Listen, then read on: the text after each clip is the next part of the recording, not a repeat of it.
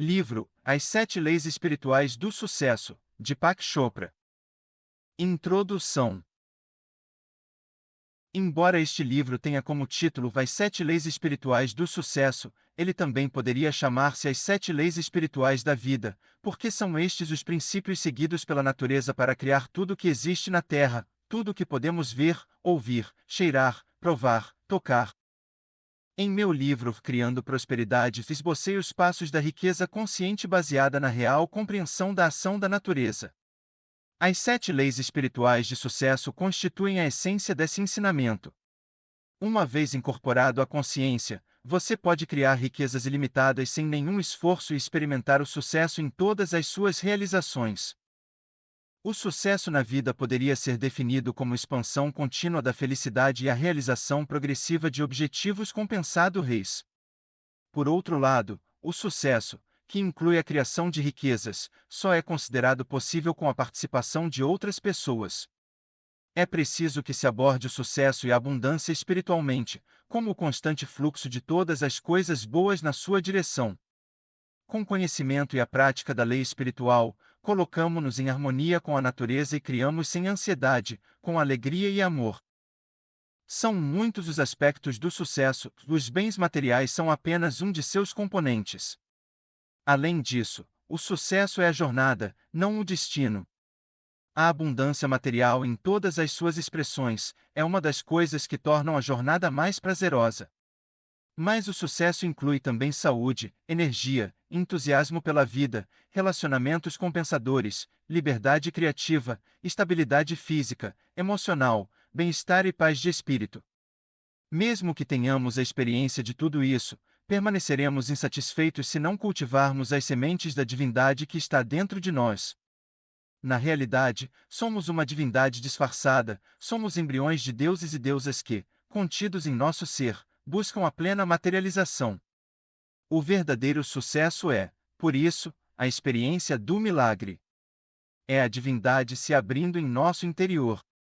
É percebermos essa divindade em toda parte, em tudo o que experimentamos, no olhar de uma criança, na beleza de uma flor, no voo de um pássaro. Quando passamos a experimentar a vida como a expressão milagrosa da divindade, não de vez em quando, mas o tempo todo, saberemos o que significa verdadeiramente o sucesso. Antes de definir as sete leis espirituais, vamos entender o conceito de lei. Lei é o processo pelo qual o não manifesto torna-se manifesto. É o processo pelo qual o observador torna-se observado, aquele que vê se transforma no cenário, o sonhador evidencia o sonho. Toda a criação, tudo que existe no mundo físico, é resultado do não manifesto transformando-se em manifesto. Tudo o que contemplamos vem do conhecido. Nosso corpo físico, o universo físico, tudo o que podemos perceber pelos sentidos, é transformação do não manifesto, do desconhecido, do invisível, em manifesto, conhecido, visível. O universo físico nada mais é que o eu desdobrando-se como espírito, mente, matéria. Em outras palavras, todos os processos da criação são processos através dos quais o eu, a divindade, se expressa. A consciência em movimento se expressa como os objetos do universo na eterna dança da vida. A fonte de toda a criação é a divindade, o espírito. O processo da criação é a divindade em movimento, a mente. O objeto da criação é o universo físico, e inclusive o corpo. Esses três componentes da realidade, espírito, mente e corpo, observador, ato de observar e observado, são, essencialmente, a mesma coisa. Todos eles vêm do mesmo lugar, o reino da potencialidade pura, que é puramente não manifesto. As leis físicas do universo, na verdade, representam esse processo da divindade em movimento, ou a consciência em movimento. Quando compreendemos essas leis e aplicamos em nossa vida, qualquer coisa que desejamos pode ser criada, porque as mesmas leis que a natureza utiliza para criar uma floresta, uma galáxia, uma estrela, um corpo humano, podem realizar nossos desejos mais profundos. Agora vamos às sete leis espirituais do sucesso para aprender como aplicá-las em nossa vida. 1. A lei da potencialidade pura. A fonte de toda a criação é a conscientização pura, a potencialidade pura que busca expressar-se do não manifesto ao manifesto. E quando descobrimos que nosso verdadeiro eu é potencialidade pura, alinhamo-nos à força que coordena tudo no universo. No princípio não havia existência ou inexistência, o mundo era energia não revelada. Ele vivia, sem viver, por seu próprio poder e nada mais havia. Hino da Criação, do Rig Veda. A primeira lei espiritual do sucesso é a lei da potencialidade pura. Essa lei se apoia no fato de que somos, essencialmente, consciência pura. Consciência pura significa potencialidade pura. É o campo de todas as possibilidades e da criatividade infinita. Consciência pura é a nossa essência espiritual, ser infinito e ilimitado é a pura satisfação. Outros atributos da conscientização são o conhecimento puro, o silêncio infinito, o equilíbrio perfeito, a invencibilidade, a simplicidade, a felicidade. Essa é a nossa natureza essencial, que é potencialidade pura. Quando você descobre sua natureza essencial, quando sabe quem realmente é, encontra toda a sua potencialidade. É no conhecer-se que reside a capacidade de realização de todos os sonhos, porque você mesmo representa toda a possibilidade eterna e imensurável potencialidade de tudo o que foi e poderá vir a ser. A lei da potencialidade pura também poderia ser chamada de lei da unidade, pois sob a diversidade infinita da vida encontra-se a unidade do espírito da pessoa. Não existe separação entre você e este campo de energia. O campo da potencialidade pura é o próprio eu. E quanto mais você busca a sua verdadeira natureza, o próprio eu, mais se aproxima do campo da potencialidade pura. Na experiência do eu, chamada autorreferência, nosso ponto de referência interior é o espírito e não aquilo que nos rodeia. O seu oposto é o objeto-referência, cujo ponto de referência interior é o ego. Na experiência do objeto-referência nos deixamos influenciar pelo que acontece fora da nossa natureza interior, pelas situações, circunstâncias, pessoas, coisas. Neste estado buscamos incessantemente a aprovação dos outros, nossos pensamentos e comportamentos antecipam-se a toda resposta, porque fundamentam-se no medo. No objeto-referência nossa tendência é querer controlar as coisas, ter necessidade do poder externo.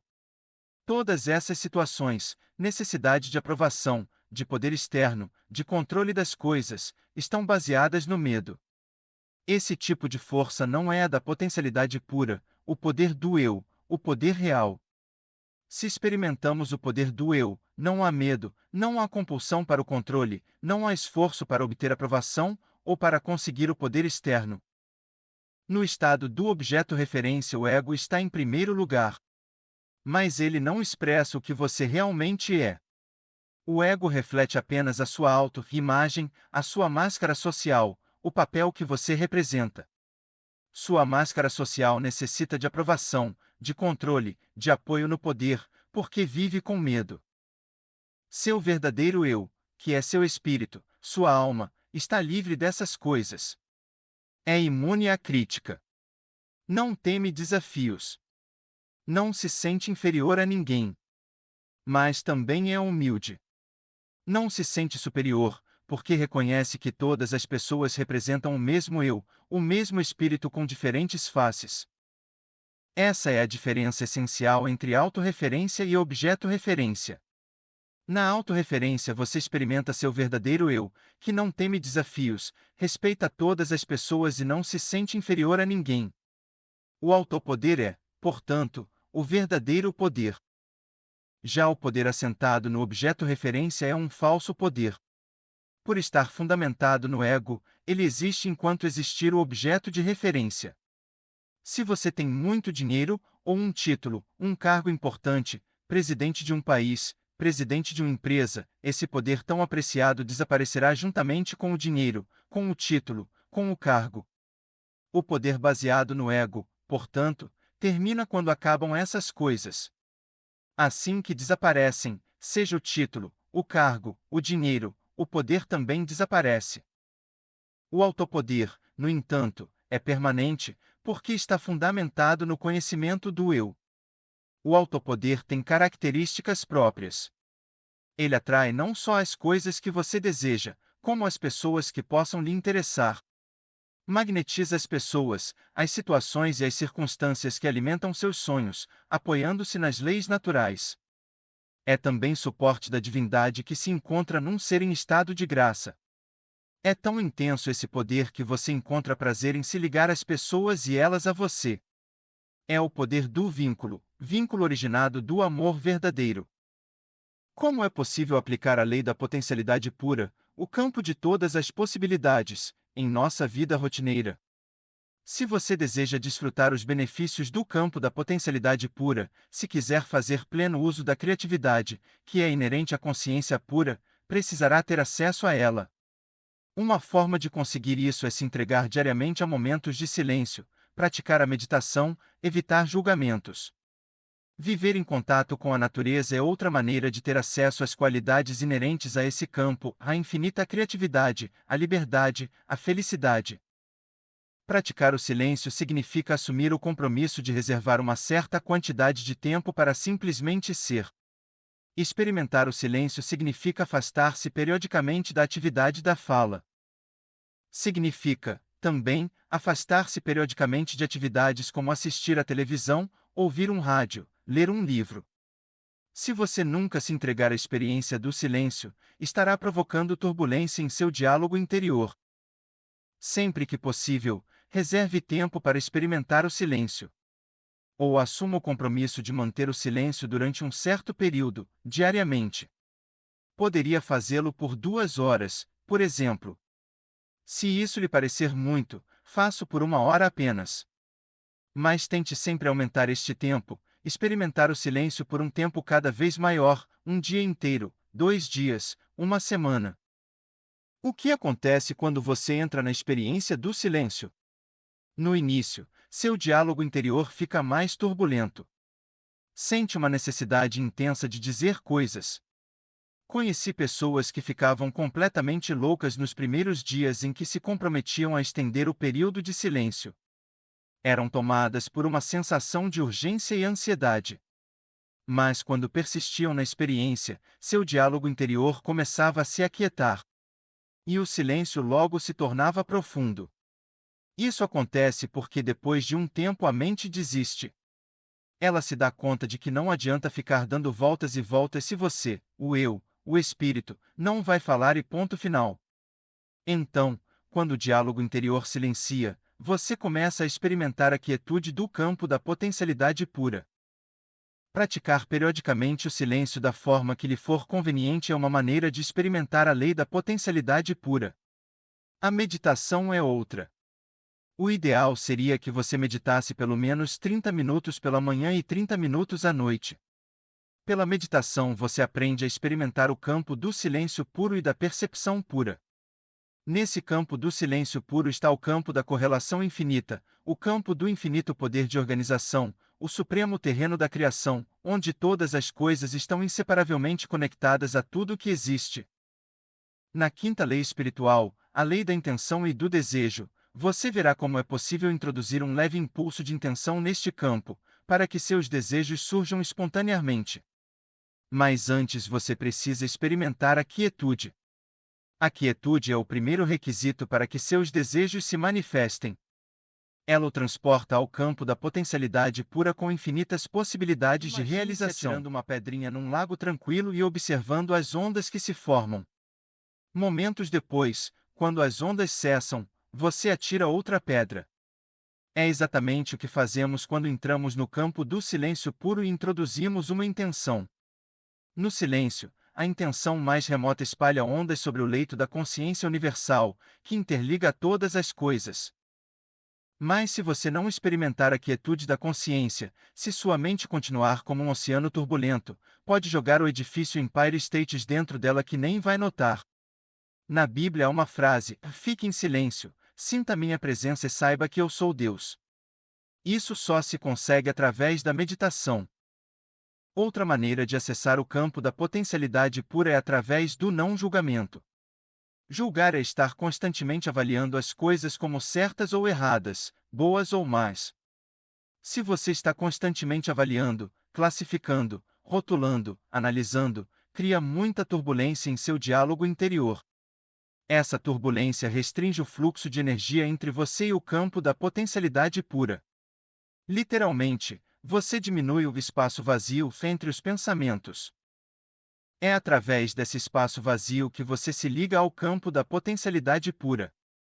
É esse estado de percepção pura, esse espaço silencioso entre os pensamentos, essa quietude interior que põe você em contato com o poder verdadeiro.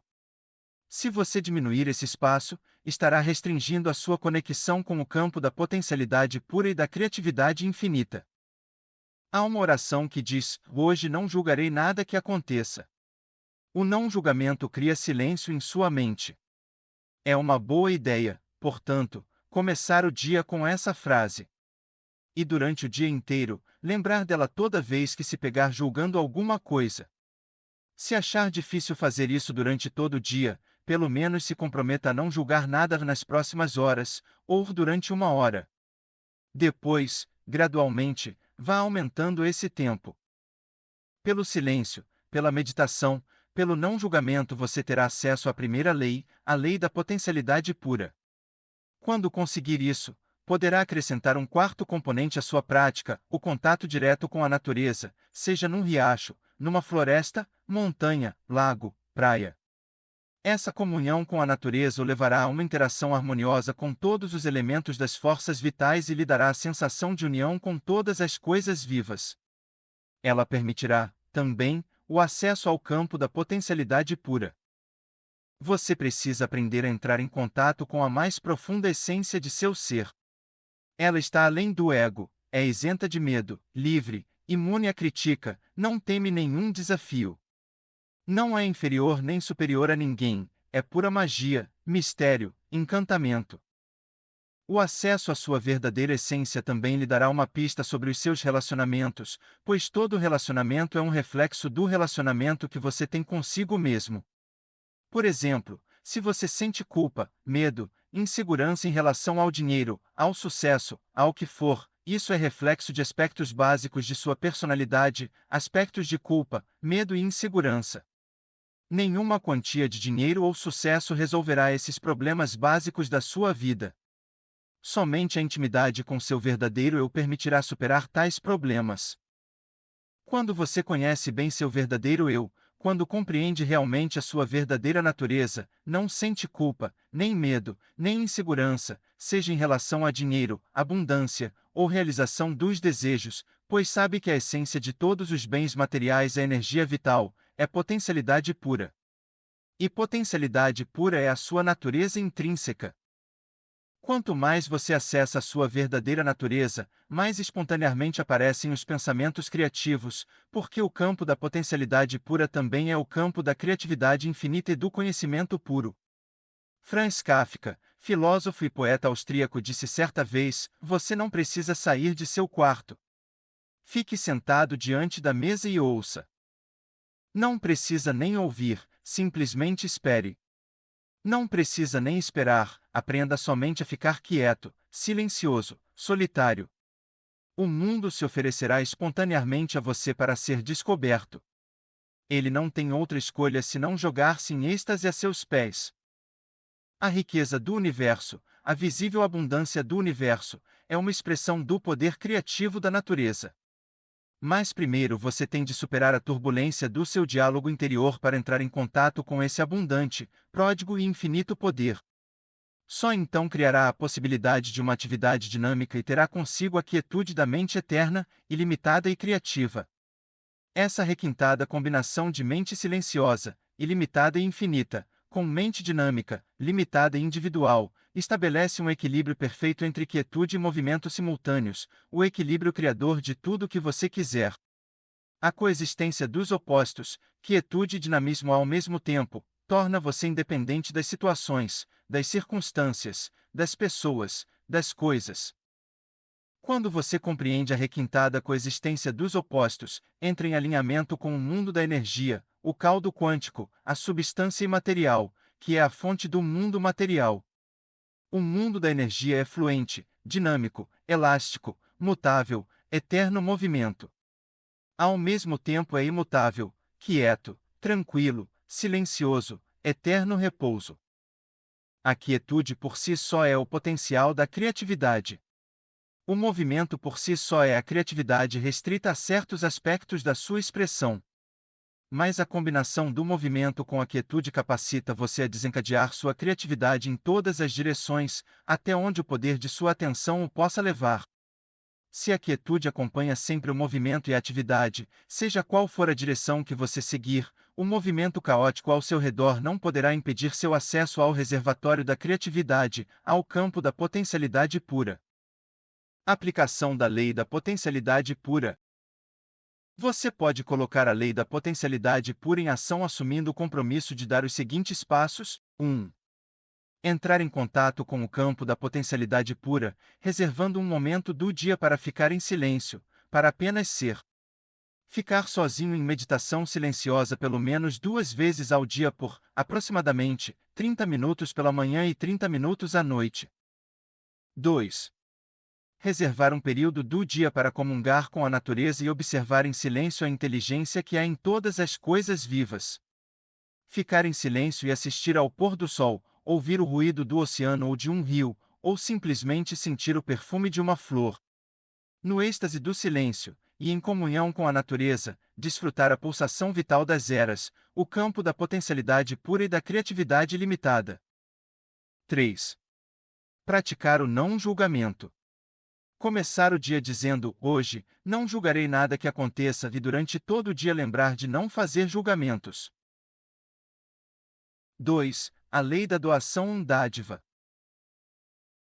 O universo opera através de trocas dinâmicas, e dar e receber são diferentes aspectos do fluxo da energia universal. Em nossa própria capacidade de dar tudo aquilo que almejamos encontra-se a chave para atrair a abundância do universo, o fluxo da energia universal, para a nossa vida. Este frágil vaso que esvaziais dia após dia e que sempre preencheis com vida renovada.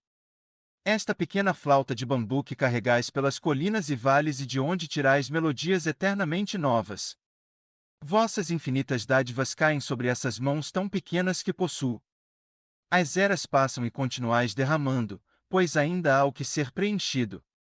Rabindranath Tagore, Gitanjali. A segunda lei espiritual do sucesso é a lei da doação. Ela poderia também ser chamada de a lei do dar e receber, porque o universo opera através de trocas dinâmicas. Nada é estático. Por exemplo, seu corpo está em intercâmbio dinâmico e constante com o corpo do universo. Sua mente está interagindo constantemente com a mente do cosmos. Sua energia é a expressão da energia cósmica. O fluxo da vida nada mais é do que a interação harmoniosa de todos os elementos e de todas as forças que estruturam o campo da existência. Esta interação harmoniosa opera pela lei da doação. Como seu corpo, sua mente e o universo estão em interação constante e dinâmica, qualquer interrupção nessa circulação de energia significa o mesmo que cessar o fluxo do sangue. Se o sangue para de fluir, começa a coagular, estagnar. Por isso você tem necessidade de dar e receber. Essa troca é que mantém a sua saúde e a afluência, do que for, circulando em sua vida. A palavra afluência vem do verbo afluir, que significa correr para, convergir. A palavra afluência tem o sentido de corrente abundante, fartura, abundância de dinheiro. O dinheiro é, na verdade, um símbolo da energia vital que trocamos e da energia vital que utilizamos como consequência dos serviços que prestamos ao universo. Dinheiro também é chamado de moeda corrente, expressão que reflete o fluxo natural de energia. Corrente vem da palavra latina correre, que significa correr, fluir. Portanto, se interrompemos a circulação de dinheiro, se nossa única intenção é segurar dinheiro e acumulá-lo, interrompemos, também, sua circulação em nossa vida, uma vez que ele é energia vital. Para que essa energia continue voltando para nós, temos de mantê-la circulando. Como as águas de um rio, o dinheiro tem de fluir para não estagnar, para não sufocar sua força vital. A circulação o mantém saudável e energizado. Da mesma forma, todo relacionamento depende de dar e receber. Dar engendra receber, receber engendra dar. O que sobe tem de descer. O que sai tem de voltar. Na realidade, receber é o mesmo que dar, porque dar e receber são aspectos diferentes do fluxo da energia universal. Se você interrompe o fluxo de um ou de outro, interfere na inteligência da natureza. Toda semente traz em si a promessa de muitas florestas. Mas a semente não pode ser guardada. Ela precisa doar sua intrínseca capacidade de gerar ao solo fértil. Ao doar-se, seus fluxos vitais invisíveis manifestam-se materialmente. Assim, quanto mais você dá, mais recebe, porque mantém a abundância do universo circulando em sua vida. De fato, tudo o que há de valioso na vida só se multiplica quando é dado. Aquilo que não se multiplica pela doação não tem valor, nem compensa ser recebido. Se, no ato de dar, você acha que está perdendo alguma coisa, aquele presente não foi realmente dado, portanto, não acrescentou nada.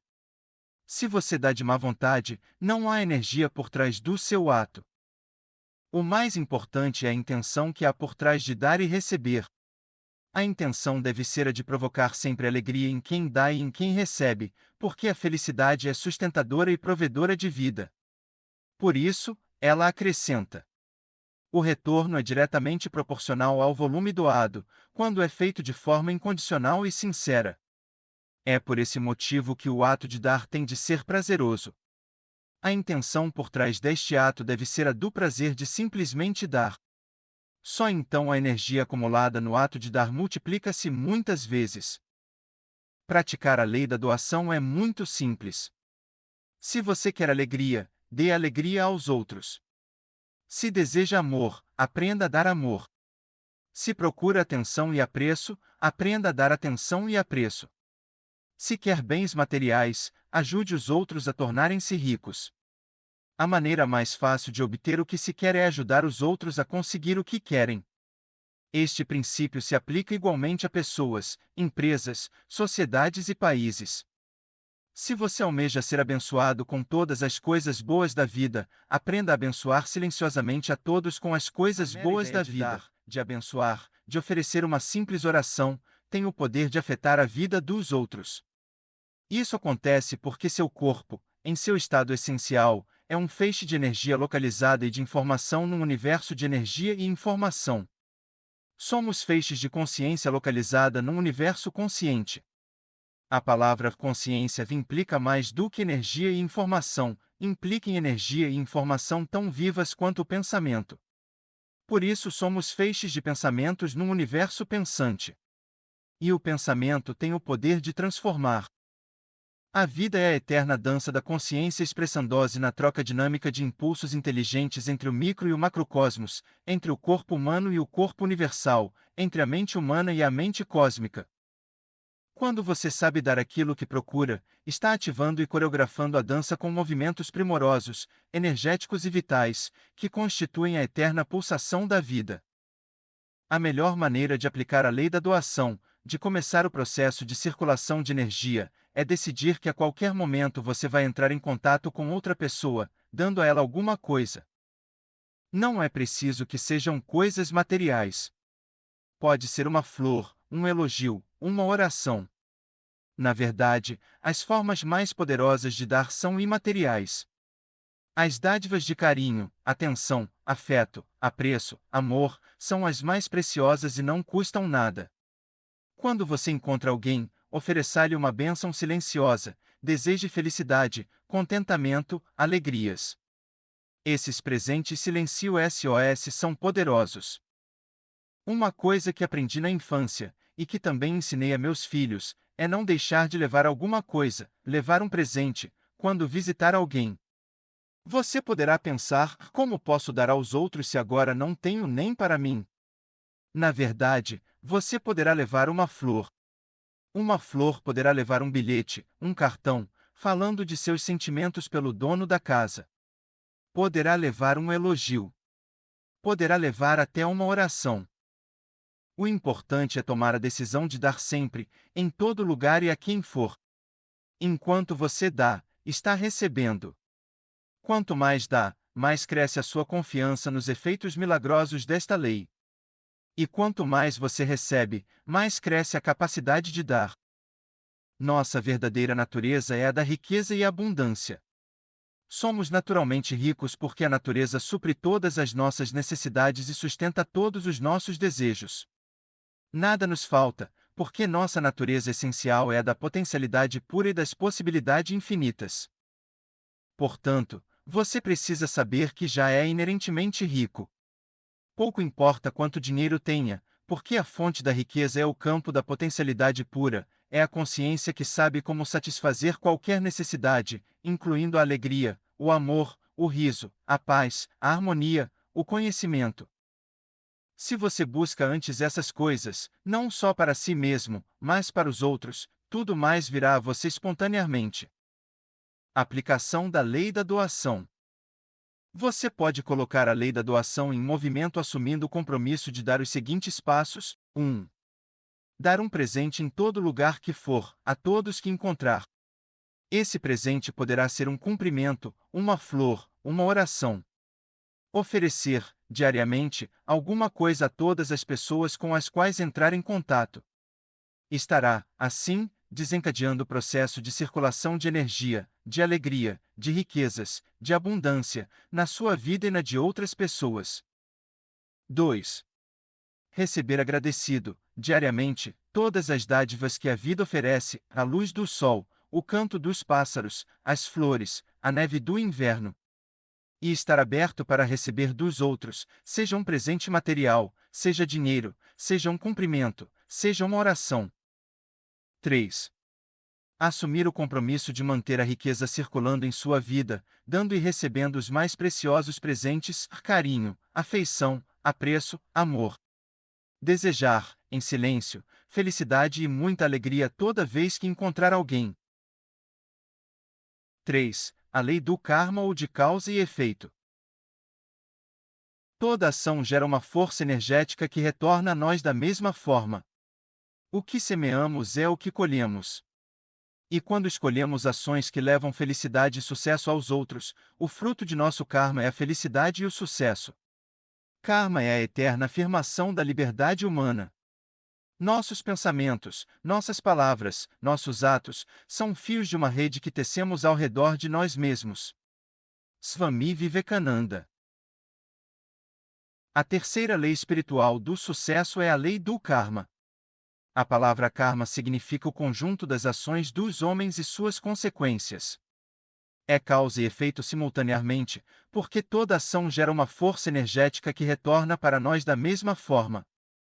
É bem conhecido o ditado: você colhe aquilo que semeia.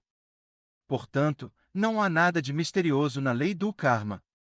Obviamente, se desejamos felicidade, precisamos aprender a semear felicidade. Karma implica, então, em escolha e ação conscientes. Tanto você quanto eu somos escolhedores infinitos. Em nossa vida, a todo momento, entramos no campo de todas as possibilidades, onde temos acesso a uma infinidade de escolhas. Algumas dessas escolhas são feitas conscientemente. Outras não. Portanto, a melhor maneira de entender e utilizar ao máximo a lei do karma é estar conscientemente alerta para as escolhas que fazemos a todo momento. Quer você goste ou não, tudo o que está acontecendo neste momento é resultado de escolhas feitas no passado, uma vez que o karma define o nosso destino. Infelizmente, muitos fazem escolhas inconscientes, por isso, acham que não são escolhas. Mas são. Se eu o insulto, é provável que você escolha se ofender. Se eu lhe faço um cumprimento, é provável que você escolha sentir-se grato e envaidecido. Pense bem, é sempre uma escolha. Eu posso insultá-lo e ofendê-lo e você escolher não se ofender. Da mesma maneira, posso lhe fazer um cumprimento e você escolher não se sentir envaidecido. Em outras palavras, toda pessoa constitui, mesmo sendo um escolhedor infinito, um feixe de reflexos condicionados. Eles são disparados, constantemente, por circunstâncias e por pessoas, resultando em comportamentos previsíveis. Esses reflexos condicionados são iguais ao condicionamento pavloviano. Pavlov é conhecido por demonstrar que um cão, ao receber comida sempre que se fizer soar uma campainha, começará a salivar assim que ouvir a campainha. Ou seja, o animal desenvolve um reflexo condicionado, ao associar um estímulo, comida, ao outro, o som da campainha. Também nós, devido ao condicionamento, temos respostas repetitivas e previsíveis aos estímulos do ambiente. Nossas reações parecem ser disparadas automaticamente por pessoas e por circunstâncias. No entanto, esquecemos um fato: essas reações são, também, escolhas que fazemos a todo momento. Simplesmente estamos escolhendo inconscientemente. Se você parar um pouco e começar a observar suas escolhas no momento em que elas ocorrem, mudará esse aspecto de inconsciência.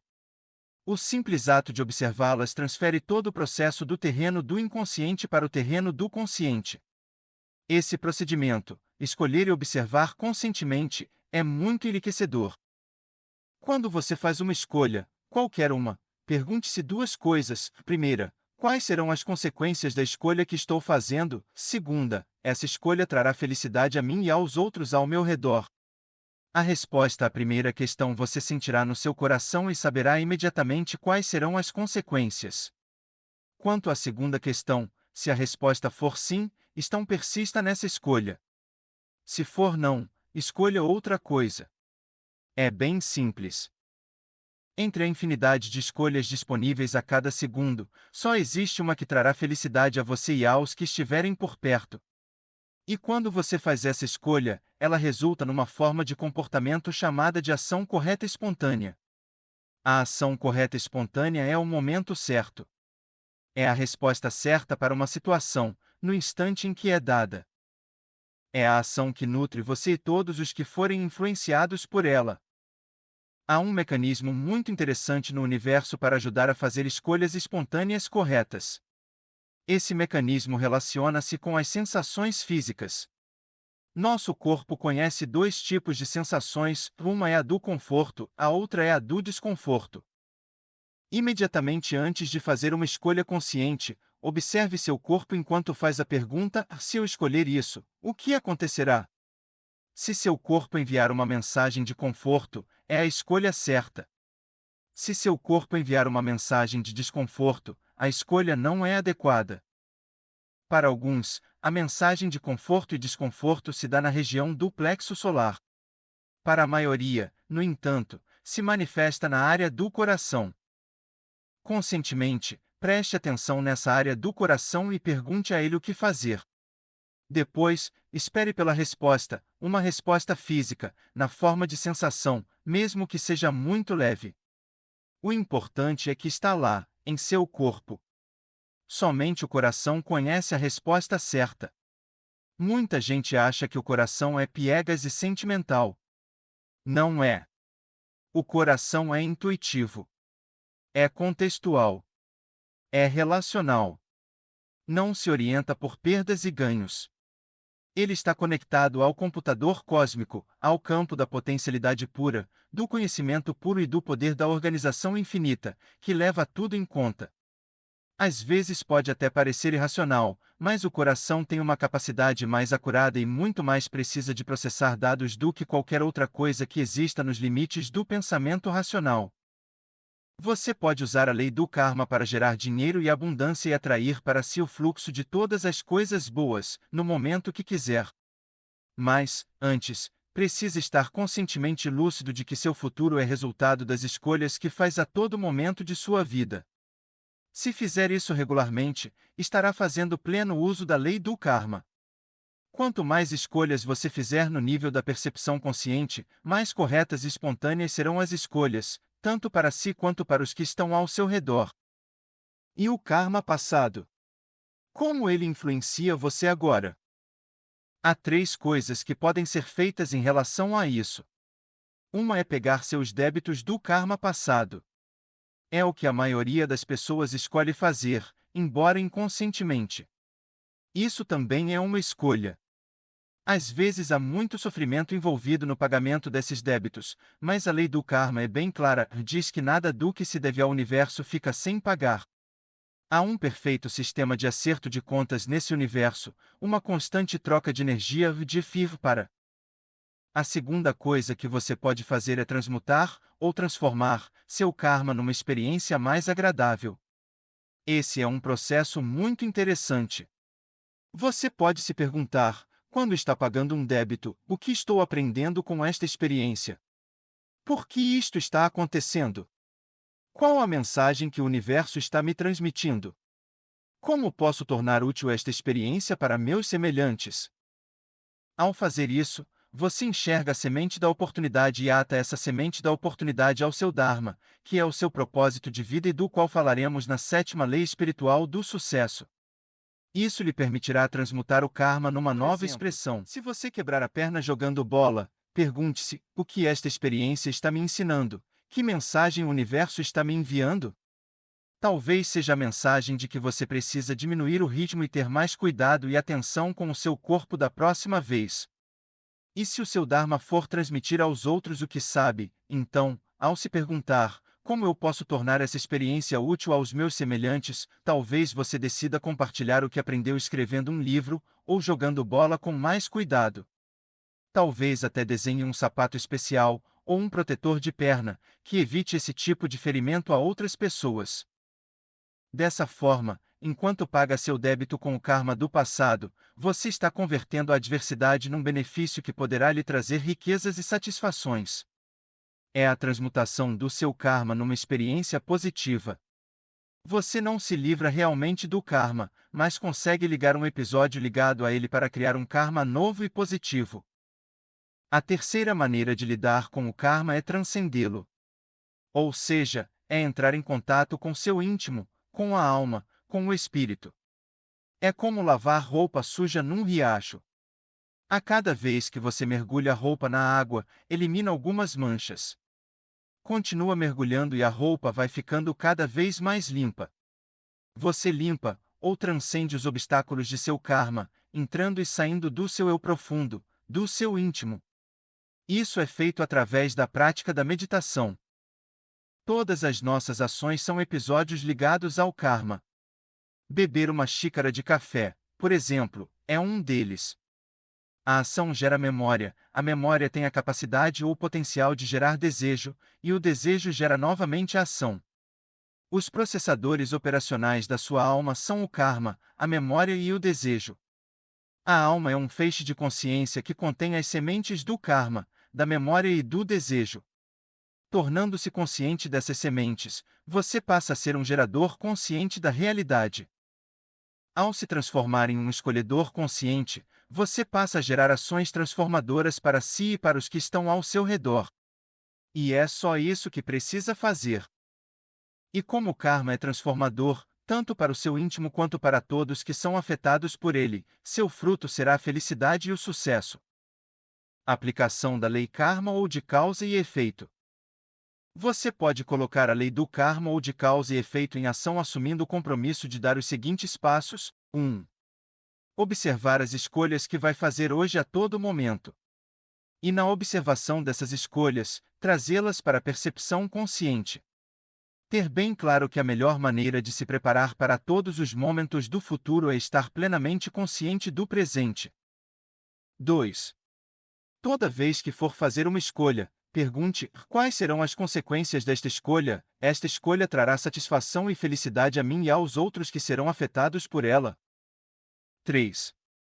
Pedir, então, orientação ao coração e seguir a mensagem enviada por ele de conforto ou desconforto. Se a escolha for de conforto, entregar-se totalmente a ela. Se a escolha for de desconforto, parar para ver as consequências daquele ato com sua visão interior. Essa orientação permitirá fazer escolhas corretas e espontâneas tanto para você quanto para os que o circundam. 4. A lei do mínimo esforço. A inteligência da natureza opera pela lei do mínimo esforço e sem ansiedade, com harmonia e amor. E quando utilizamos as forças da harmonia, da alegria, do amor, atraímos sucesso e boa sorte facilmente. O ser integral conhece sem ir, vê sem olhar e realiza sem fazer. Lao Tzu. A quarta lei espiritual do sucesso é a lei do mínimo esforço. Esta lei se fundamenta no fato de que a inteligência da natureza funciona com tranquila facilidade e sem nenhuma ansiedade. Este é o princípio da mínima ação, da não resistência. É, portanto, o princípio da harmonia e do amor. Quando aprendemos esta lição da natureza, conseguimos realizar facilmente nossos desejos. Se você observar a natureza, verá que ela despende o mínimo de esforço em seu funcionamento. A grama não se esforça para crescer, apenas cresce. O peixe não tenta nadar, apenas nada. As flores não se esforçam para abrir, apenas desabrocham. Os pássaros não tentam voar, apenas voam. Essa é sua natureza intrínseca. A Terra não se esforça para girar sobre seu eixo. É próprio de sua natureza girar a uma velocidade estonteante e rolar pelo espaço. É da natureza dos bebês o estado de graça. É da natureza do sol brilhar. É da natureza das estrelas piscar e reluzir. E é da natureza humana materializar seus sonhos, facilmente, sem nenhum esforço. No Veda, conjunto de textos sagrados que constituem o fundamento da tradição religiosa e filosófica da Índia, esse princípio é conhecido como o princípio da economia de esforço, ou do faça menos e realize mais. Você atinge um estado em que não faz nada e realiza tudo. Isso significa que basta existir a mais leve ideia para que a manifestação dessa ideia aconteça sem nenhum esforço. O que é comumente chamado de milagre e fé, na verdade, uma expressão da lei do mínimo esforço. A inteligência da natureza funciona sem nenhum esforço ou atrito, espontaneamente. Ela não é linear. É intuitiva, é holística, é alimentadora. E se você está em harmonia com a natureza, se está assentado no conhecimento de seu verdadeiro eu, pode fazer uso da lei do mínimo esforço. O mínimo esforço é despendido quando suas ações são motivadas pelo amor, porque a natureza se mantém unida pela energia do amor. Quando você busca o poder e o controle sobre as pessoas, está desperdiçando energia. Quando busca dinheiro e poder movido pelo egoísmo, desperdiça energia perseguindo uma ilusão de felicidade, em vez de desfrutar a felicidade do momento. Quando busca dinheiro somente para uso próprio, interrompe o fluxo de energia em direção a si mesmo e interfere na manifestação da inteligência da natureza. Mas quando seus atos são motivados pelo amor, não há perda de energia. Ao contrário, sua energia se multiplica e acumula. A energia extra que você consegue juntar e desfrutar poderá ser canalizada para qualquer coisa que você queira, inclusive para riquezas ilimitadas. Você pode imaginar seu corpo como um mecanismo controlador de energia. Ele pode gerar, armazenar e utilizar energia. Se você sabe como gerar, armazenar e utilizar energia de maneira eficiente, pode criar riquezas em quantidade. Mas quando sua atenção se volta para o ego, é ele que vai consumir a maior quantidade de energia. Se o seu ponto de referência interno for o ego, se você buscar poder e controle sobre outras pessoas, ou a aprovação dos outros, vai desperdiçar muita energia. Se essa mesma energia for liberada, ela será recanalizada e utilizada para criar qualquer coisa que você queira.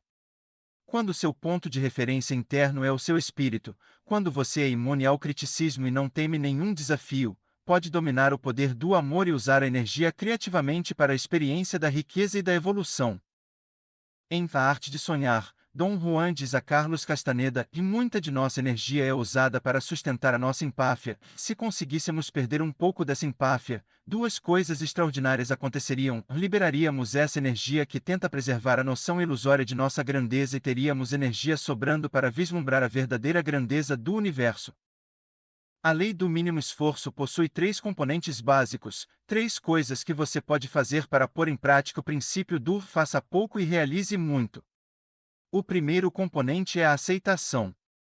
Aceitar significa simplesmente assumir o compromisso de aceitar pessoas, situações, circunstâncias e fatos, da maneira como se apresentam. Isso significa entender que este momento é como deve ser, porque o universo é como deve ser. Este momento, o que você está vivendo exatamente agora, é o ápice de todos os que você experimentou no passado. Este momento é assim porque todo o universo é assim. Quando você luta contra este momento, está lutando contra todo o universo. Em vez disso, você pode, por exemplo, hoje, tomar a decisão de não lutar contra todo o universo, parando de lutar contra este momento. Isso significa aceitar total e completamente este momento, aceitar as coisas como elas são e não como gostaria que fossem. Isso é importante entender. Você pode querer que as coisas sejam diferentes no futuro. Mas, neste momento, tende a aceitá-las como são. Quando você estiver decepcionado ou aborrecido com uma pessoa ou com uma situação, lembre-se de que não está reagindo à pessoa ou à situação, mas sim aos seus sentimentos pela pessoa ou situação. Esses sentimentos são seus e o que você está sentindo não é culpa de mais ninguém. Quando você reconhecer e compreender isso completamente, estará pronto para assumir a responsabilidade pelo que está sentindo e mudar o que sente. E quando conseguir aceitar as coisas como são, estará pronto para assumir a responsabilidade pela situação em que se encontra e por tudo que considera problemático. Isso nos leva ao segundo componente da lei do mínimo esforço, a responsabilidade. O que significa responsabilidade? Responsabilidade é não ficar culpando alguém ou alguma coisa pela situação, muito menos a si mesmo. Aceitando a circunstância, o fato, o problema como se apresenta no momento, a responsabilidade passa a ser a capacidade de ter uma resposta criativa para aquela situação como ele se apresenta no momento. Todos os problemas contêm em si as sementes da oportunidade. A consciência disso permite transformar esse momento numa situação ou numa coisa melhor. Quando você faz isso, todas as situações inoportunas conterão em si uma oportunidade para a criação de algo novo e belo. Todas as pessoas consideradas chatas se transformarão em seus mestres. A realidade é uma interpretação. Se você escolher interpretar a realidade por esse novo ângulo, terá muitos mestres à sua volta e muitas oportunidades para evoluir. Sempre que se confrontar com um tirano, com um atormentador, com um conselheiro, com um amigo ou um inimigo, todos eles são a mesma coisa, deve lembrar que aquele momento é como deve ser. Todos os relacionamentos que você atrai na vida, em determinados momentos, são exatamente os que você precisa naqueles momentos. Há um significado oculto por trás de todos os fatos. Esse significado oculto está a serviço da sua própria evolução. O terceiro componente da lei do mínimo esforço é a indefensibilidade, que significa assentar sua percepção na indefensibilidade, ou seja, desarmar seu espírito, abrir mão da necessidade de convencer e persuadir os outros de seus pontos de vista. Se você observar as pessoas, verá que elas passam 99% do tempo defendendo seus pontos de vista. Se você simplesmente desistir da necessidade de defender sempre seus pontos de vista, ganha, na desistência, acesso a imensas quantidades de energia anteriormente desperdiçadas. Quando você passa o tempo defendendo suas posições, culpando os outros, e não aceitando render-se a um momento determinado, sua vida se transforma num embate de resistências. E toda vez que encontrar resistência, se tentar forçar a situação, a resistência só aumentará. Certamente você não pretende ser rígido como um carvalho oco que tomba na tempestade. Vai preferir, com certeza, ser flexível como o bambu, que se curva sob a tempestade e sobrevive. De uma vez por todas de defender intransigentemente seus pontos de vista. Quando você desiste, evita o surgimento de discussões. Se agir dessa forma, parar de brigar e de resistir, experimentará plenamente o momento presente, que é uma dádiva. Certa vez alguém me disse: o passado é história, o futuro é mistério, o presente é uma dádiva, é por isso que este momento chama-se um presente. Se você abraçar o presente, unir-se a ele, fundir-se nele, experimentará o fogo, o brilho, a centelha de êxtase que pulsa em todos os seres sensíveis. Quando você começar a experimentar a exultação do Espírito em todas as coisas vivas e à medida que for adquirindo maior intimidade com isso, sentirá o despertar de uma grande alegria interior e abandonará os terríveis fardos e empecilhos da defesa intransigente, do ressentimento e do sofrimento. Só então se sentirá leve, alegre, livre. Alegre e livre, você sentirá em seu coração, sem a menor sombra de dúvida, que todos os seus sonhos estarão sempre disponíveis, porque seus desejos vêm da felicidade e não da ansiedade ou do medo. Não é preciso se justificar. Simplesmente declare a si mesmo a intenção de experimentar satisfação, prazer, alegria, liberdade, autonomia em todos os momentos de sua vida. Assuma o compromisso de seguir o caminho da não resistência. É o caminho no qual a inteligência da natureza se abre espontaneamente, sem atrito, sem esforço. Quando você reunir a refinada combinação de aceitação, responsabilidade, indefensibilidade, sentirá a vida fluindo com tranquila facilidade. E se você permanecer aberto a todos os pontos de vista, sem se prender rigidamente a nenhum deles, seus sonhos e desejos fluirão com os desejos da natureza. Então você poderá liberar suas intenções, sem se prender a elas, e esperar pelo momento apropriado para que seus desejos desabrochem e se transformem em realidade. Pode estar certo de que, na hora certa, eles se manifestarão. Esta é a lei do mínimo esforço.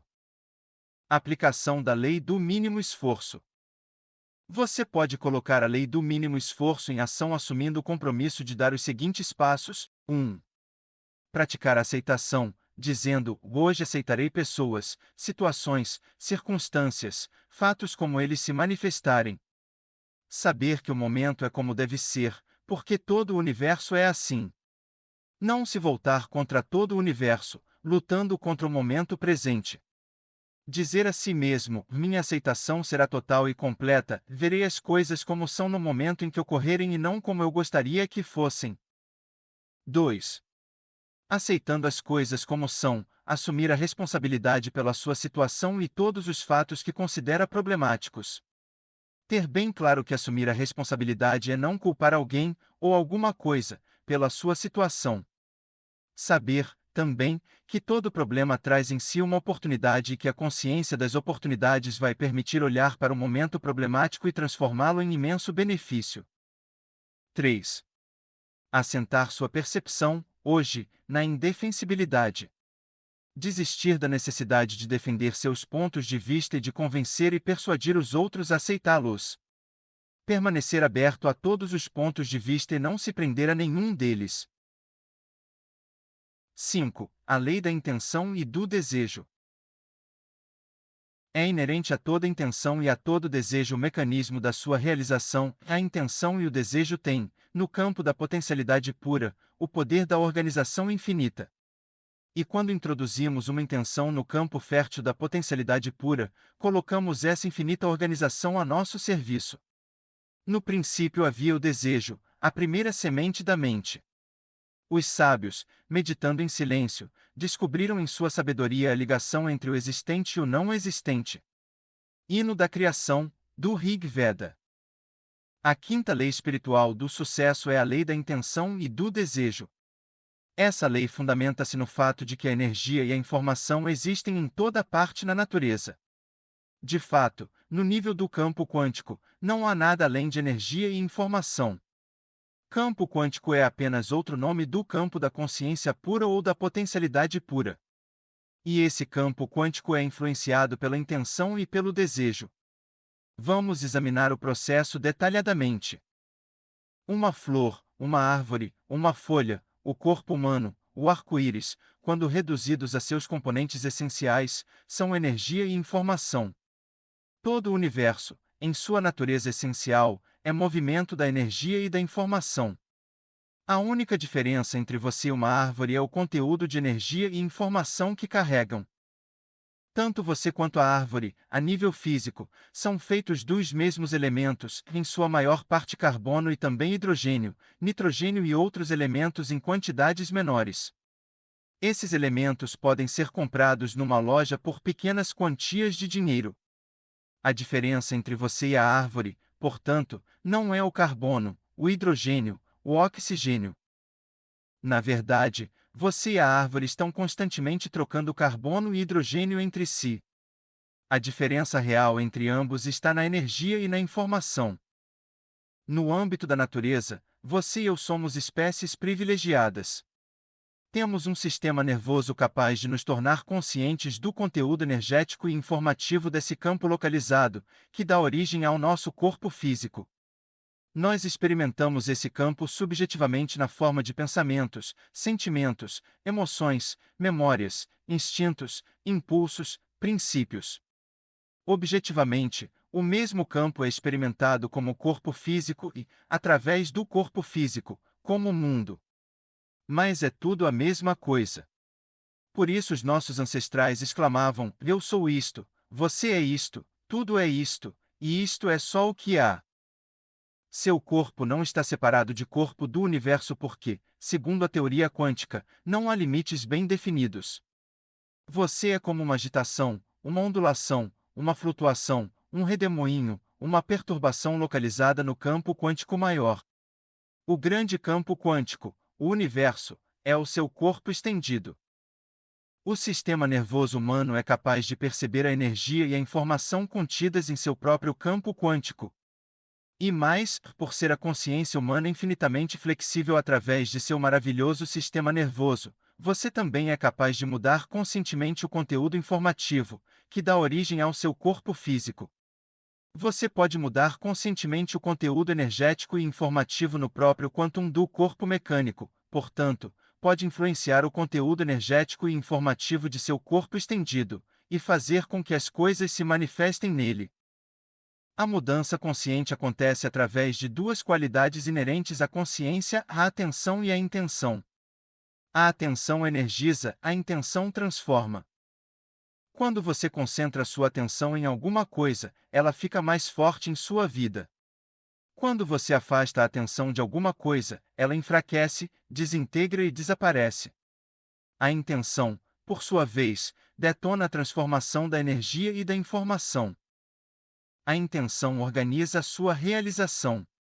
A qualidade da intenção no objeto da atenção rege uma infinidade de acontecimentos no tempo-espaço de modo a alcançar o resultado pretendido, desde que a pessoa siga as outras leis espirituais do sucesso. Tudo isso porque a intenção, no terreno fértil da atenção, tem poder de organização infinita. Este poder significa a capacidade de organizar uma infinidade de eventos no tempo-espaço, todos ao mesmo tempo. Vemos a expressão dessa infinita organização em cada folha de grama, em cada botão de flor, em cada célula do nosso corpo. Nós a vemos em todas as coisas vivas. No campo da natureza, tudo se correlaciona e se interliga. Vemos a marmota sair da terra e sabemos que ela vai saltar. Em determinada época do ano vemos os pássaros migrar numa certa direção. A natureza é uma sinfonia, e essa sinfonia está sendo silenciosamente regida no terreno supremo da criação. O corpo humano é outro bom exemplo dessa sinfonia. Uma única célula do corpo humano faz cerca de 6 milhões de coisas por segundo, e ainda sabe o que todas as outras células estão fazendo, ao mesmo tempo. O corpo humano pode tocar música, matar germes, fazer filhos, recitar poesia, monitorar o movimento das estrelas, tudo ao mesmo tempo, porque o campo das correlações infinitas faz parte do seu campo informativo. O notável em relação ao sistema nervoso do ser humano é que ele pode comandar esse poder de organização infinita através da intenção consciente. A intenção, na espécie humana, não é fixa, nem está presa numa teia rígida de energia e informação. Tem flexibilidade infinita. Em outras palavras, desde que você não viole nenhuma das leis da natureza, poderá, através da sua intenção, literalmente, comandar as leis da natureza para realizar seus sonhos e desejos. Podemos fazer com que o computador cósmico, com seu poder de organização infinita, trabalhe para nós. Podemos entrar no supremo terreno da criação e introduzir uma intenção. Ao fazer isso, ativamos o campo das correlações infinitas. A intenção lança as bases para o fluxo tranquilo, espontâneo e natural da potencialidade pura, que busca expressar-se do não manifesto ao manifesto. A única exigência é que você use sua intenção em benefício do ser humano. Isso acontece espontaneamente quando você está em alinhamento com as 7 leis espirituais do sucesso. A intenção é o poder que move o desejo.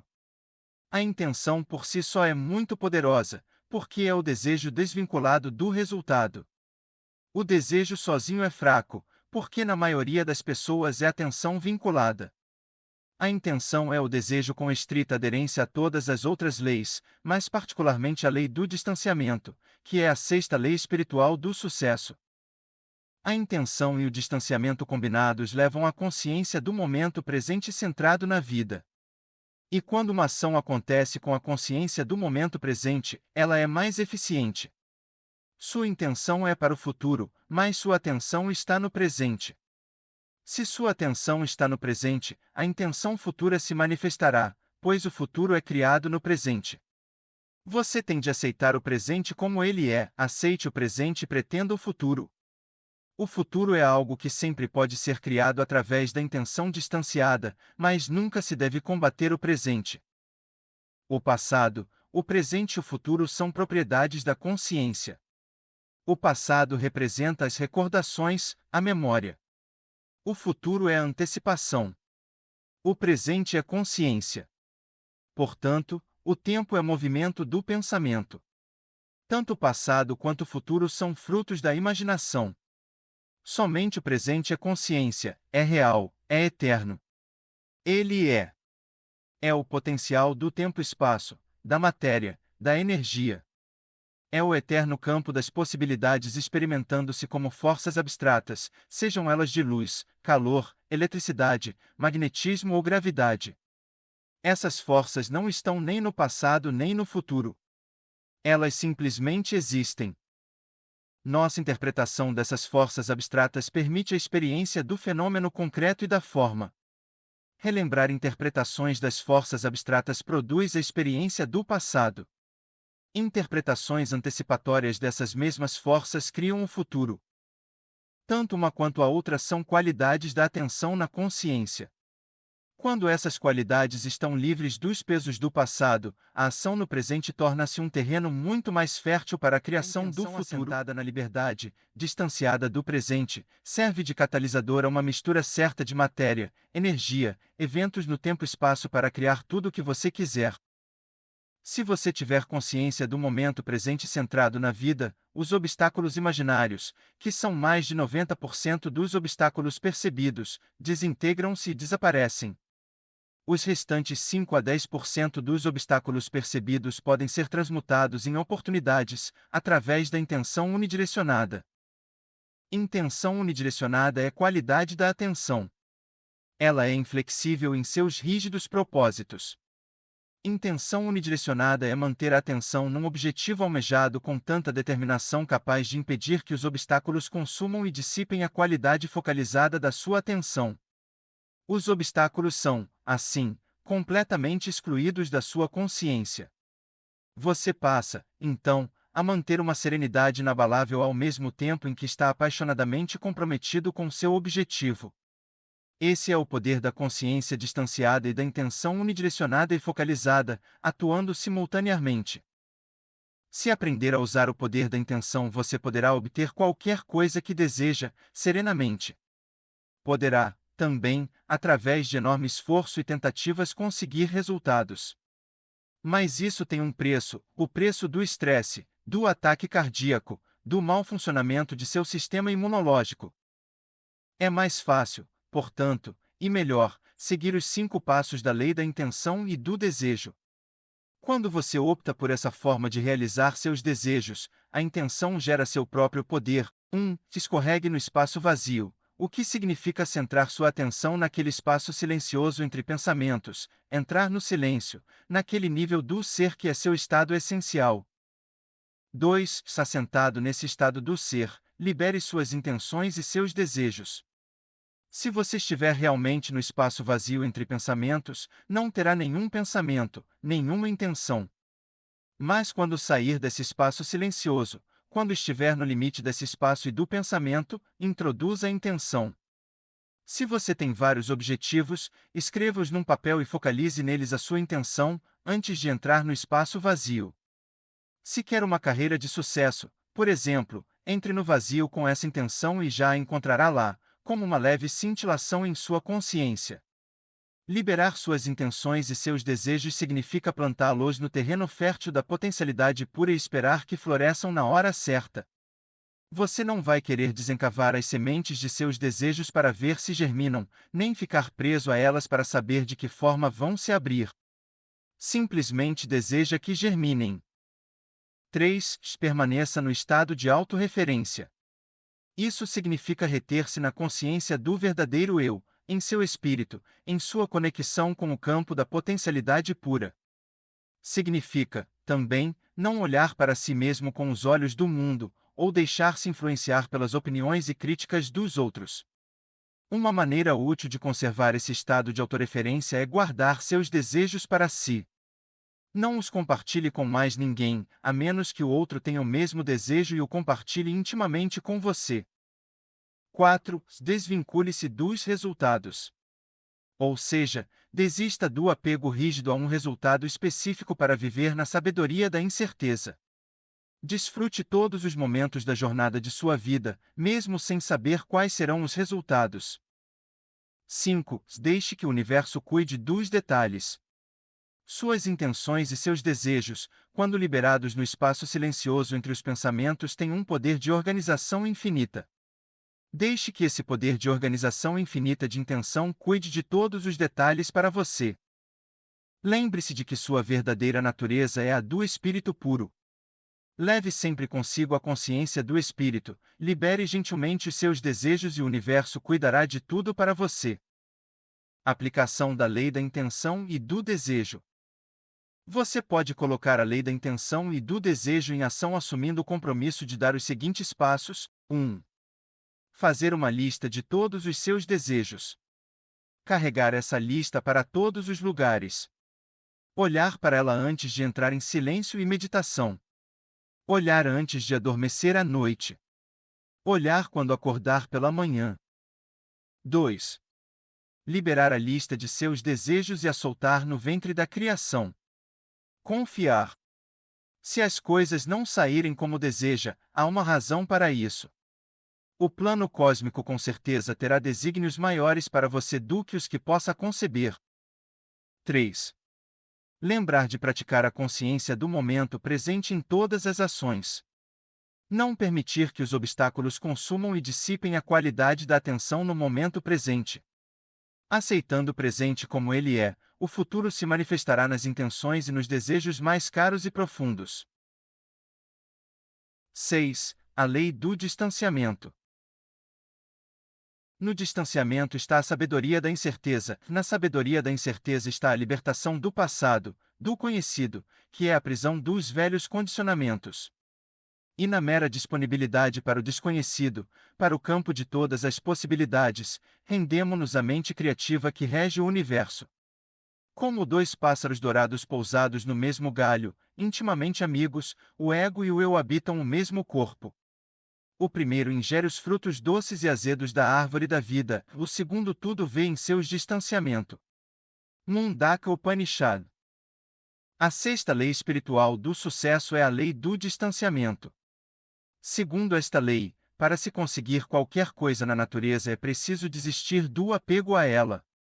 Isso não significa desistir da intenção de criar um desejo. Ou seja, você não desiste da intenção e não desiste do desejo. Abandona, apenas, o apego aos resultados. É uma atitude muito poderosa. No momento em que você desistir de seu apego aos resultados, misturando, simultaneamente, intenção unidirecionada com distanciamento terá tudo o que deseja. O distanciamento permite alcançar qualquer coisa porque ele se baseia na sua crença inquestionável no poder do seu verdadeiro eu. Já o apego está baseado no medo e na insegurança, a necessidade de segurança está fundamentada no desconhecimento do verdadeiro eu. A fonte de riqueza, de abundância, de qualquer coisa no mundo físico é o eu. É a consciência que sabe como satisfazer todas as necessidades. O resto é simbólico: casas, carros, contas bancárias, roupas, aviões. Os símbolos são transitórios, eles vêm e vão. Perseguir símbolos é como instalar-se no mapa e não no território. Isso cria ansiedade e acaba levando você a se sentir vazio e oco por dentro, porque está trocando seu eu pelos símbolos do eu. O apego vem da pobreza de consciência, porque o apego é sempre por símbolos. Distanciamento é sinônimo de consciência rica, porque ele oferece a liberdade para criar. O envolvimento com distanciamento cria alegria e felicidade. Dessa forma, os símbolos de riqueza são alcançados espontaneamente, sem nenhum esforço. Sem distanciamento somos prisioneiros da impotência, da desesperança, das necessidades mundanas, das preocupações triviais, do desespero mudo, da falta de humor, traços distintivos de vida medíocre e de consciência empobrecida. A verdadeira consciência é a habilidade de ter tudo o que se quer, na hora que se quer, com o mínimo esforço. Para viver esta experiência, você tem de estar apoiado na sabedoria da incerteza. Na sabedoria da incerteza, você encontrará a liberdade para criar o que quiser. As pessoas buscam constantemente segurança. Você descobrirá que buscar segurança é, na verdade, uma coisa muito efêmera. Até o apego ao dinheiro é sinal de insegurança.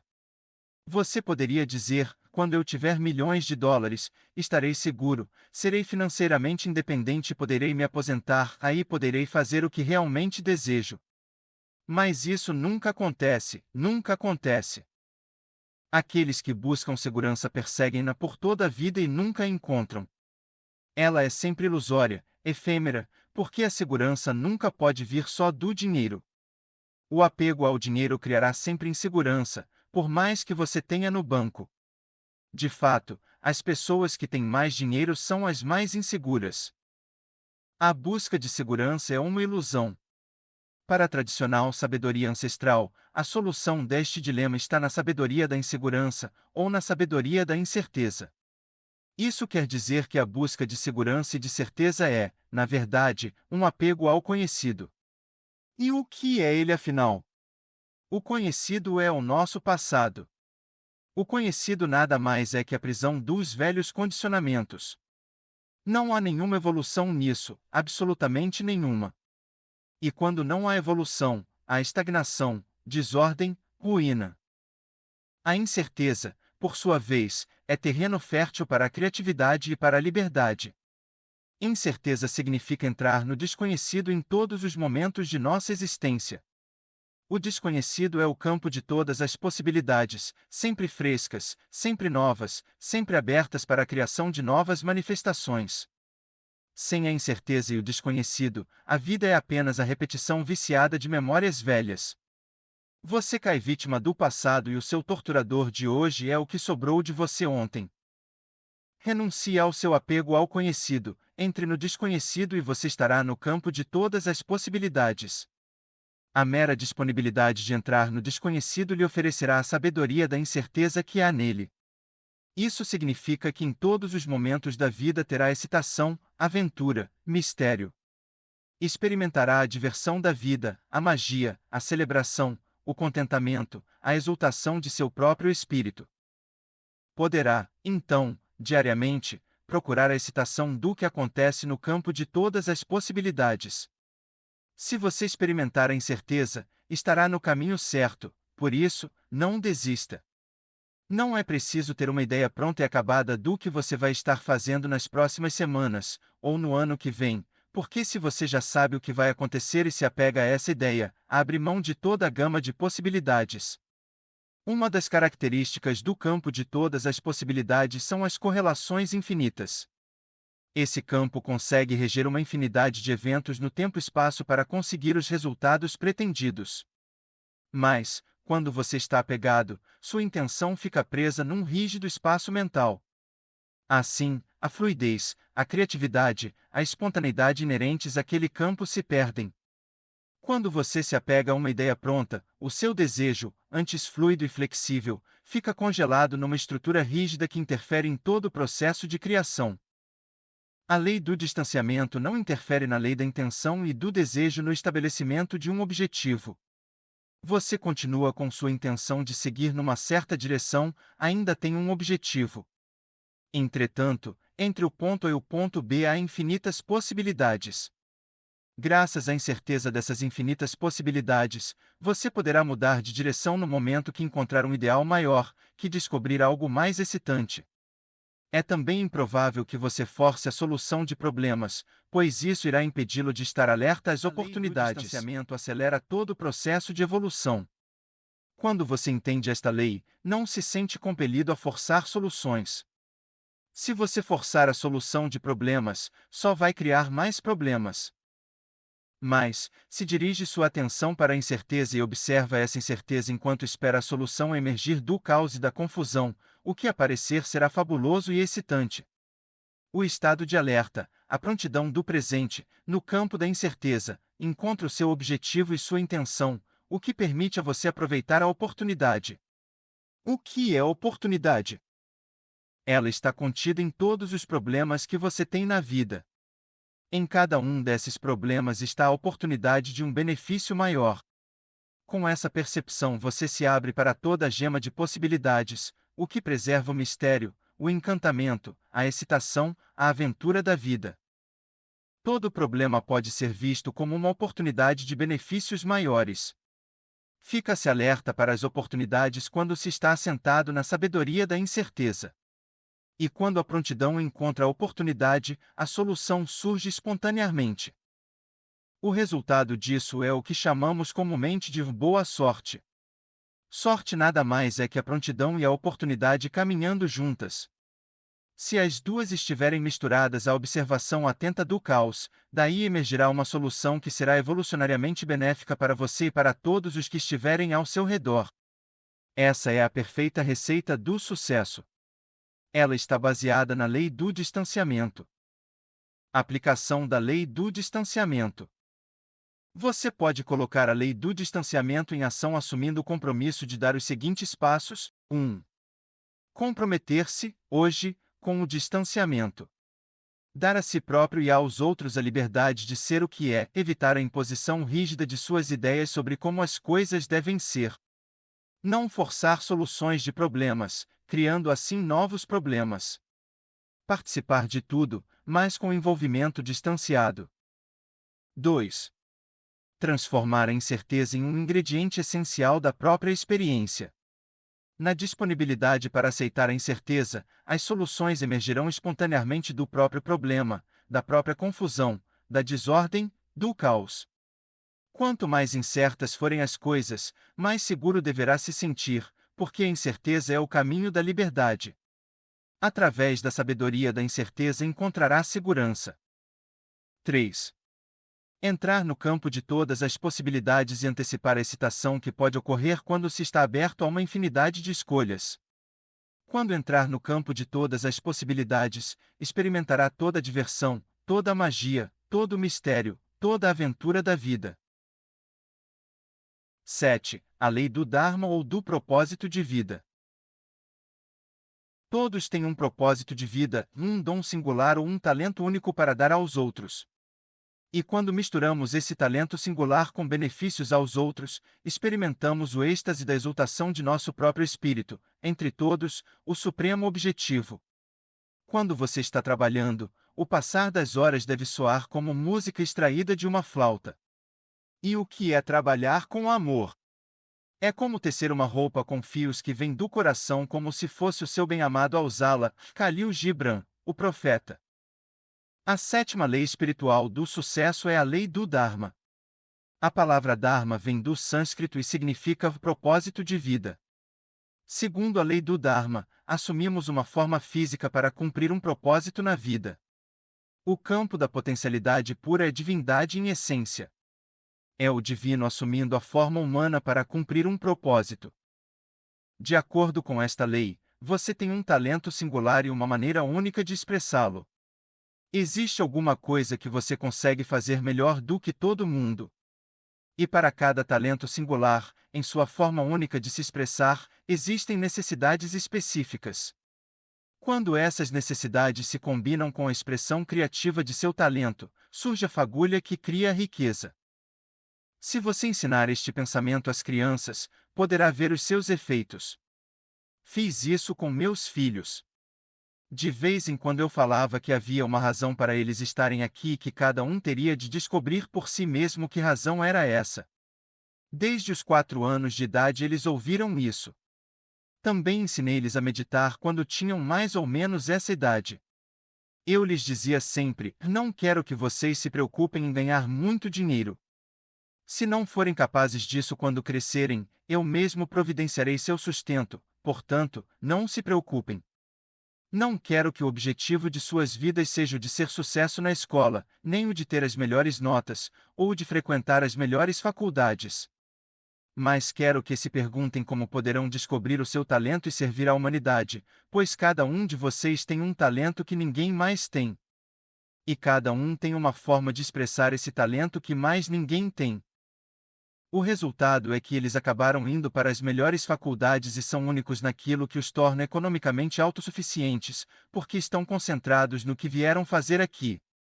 É essa, portanto, a lei do Dharma.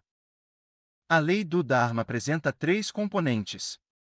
O primeiro é o de que estamos aqui para encontrar nosso verdadeiro eu, para descobrir que nosso verdadeiro eu é espiritual, que somos essencialmente seres espirituais expressos numa forma física. Não somos seres humanos que de vez em quando têm experiências espirituais.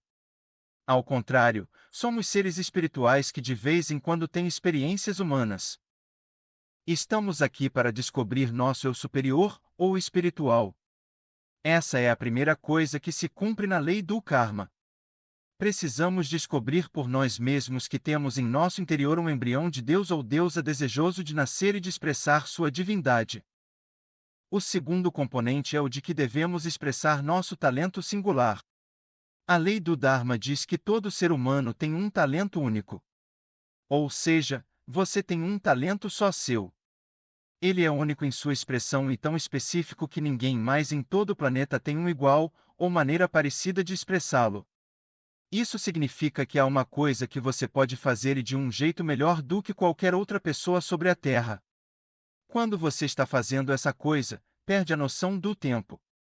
E quando está expressando esse talento único, muita gente tem mais de um talento único, você penetra na consciência temporal. O terceiro componente é o de que devemos servir à humanidade.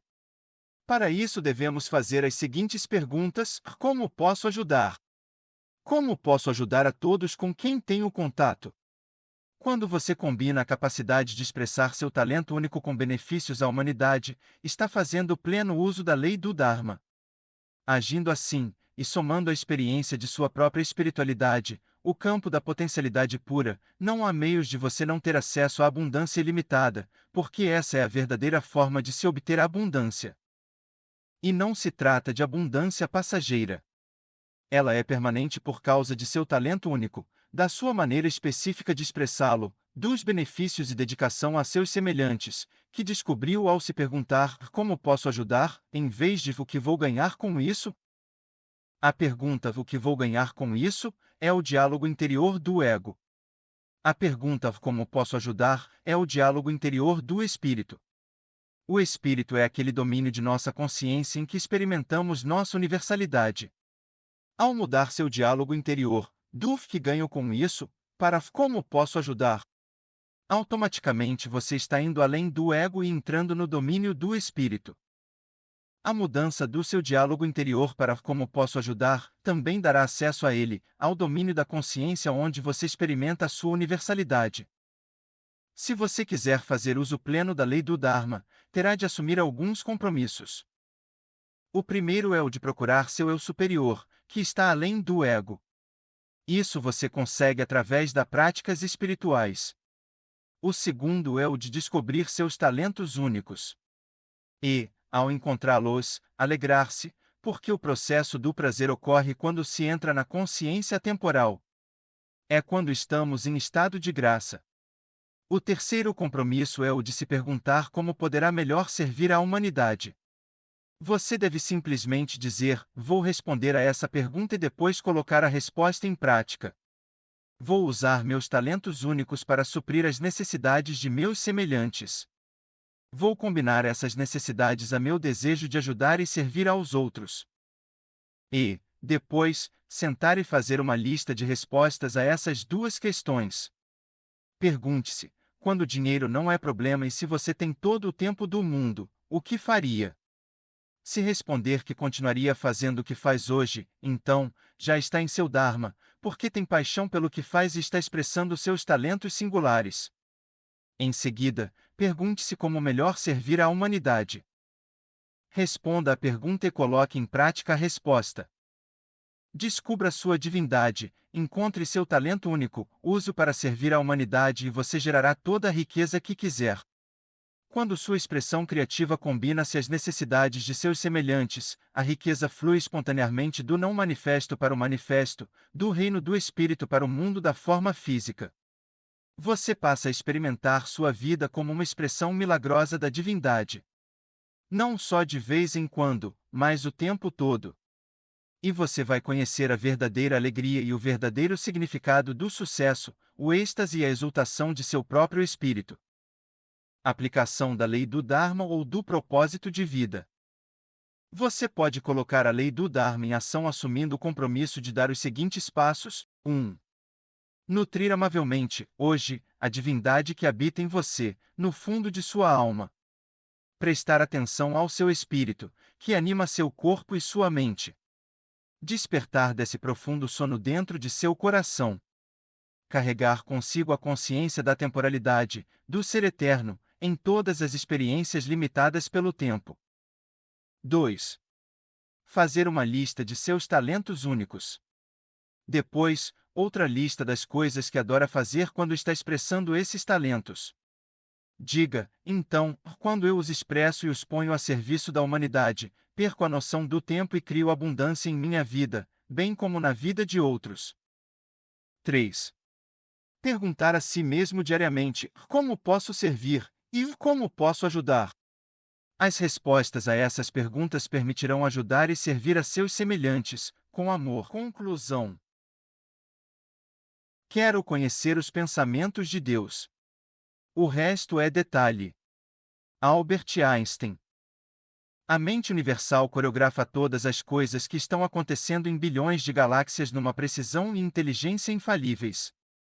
Essa inteligência é o máximo. É superior. Permeia cada fibra de existência, da menor à maior, do átomo ao cosmos. Tudo o que está vivo é a expressão da inteligência superior. E essa inteligência opera através das 7 leis espirituais. Se você olhar para cada célula do corpo humano, verá em seu funcionamento a expressão dessas leis. Toda célula, seja ela do estômago, do coração, do cérebro, tem sua origem na lei da potencialidade pura. O DNA é um exemplo perfeito disso. É, de fato, a expressão material da potencialidade pura.